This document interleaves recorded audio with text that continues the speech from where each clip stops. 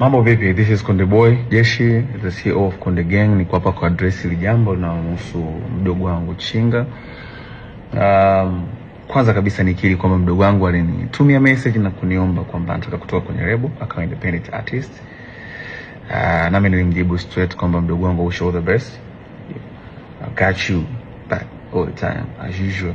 Kachini na viongozi wa Konde Gang, video contracts, mfanolize, muone mnafanyaje. Contract inasema endapo atataka ku-terminate na ku-own master, kununua, ku-own master.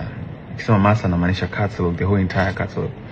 Nyimbo zote, hata zile ambazo amezifanya mimi, ili ziwe za kwake lifetime, hizo zinaingiza pesa kwake lifetime, inatakiwa alipie kuzinunua hicho kiasi cha pesa kilichotajwa kwenye mkataba ambao mdogo wangu alisign 4 years ago na kampuni ya Konde Music. Hayo ndio ilikuwa ni mazungumzo na lakini sijui nini kimetokea kwake baadaye. Akaja kusema kwenye social media kwamba nimemdai kiasi cha bilioni 1. Nikiri kwamba sijamdai kiasi cha bilioni 1 na nisingependa pesa yangu tena ije kunichafua mwenyewe. So I did my best. I wish him all the best. Nampenda sana, msupporteni sana. He's an independent artist from now on. Nikiwa naongea promoters, mkiwa na show mwiteni, fanye, pata risk, aisaidie familia yake.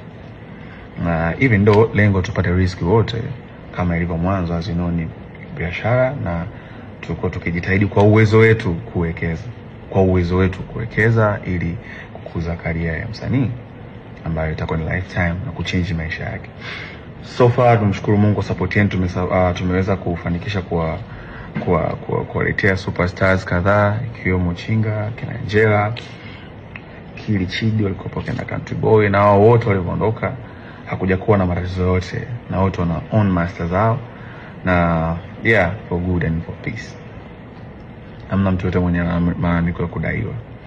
So that's how we live by lifting each other.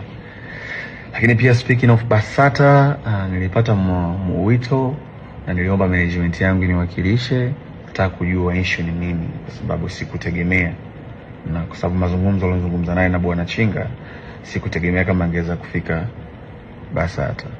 Baada ya sana na usuluhisho.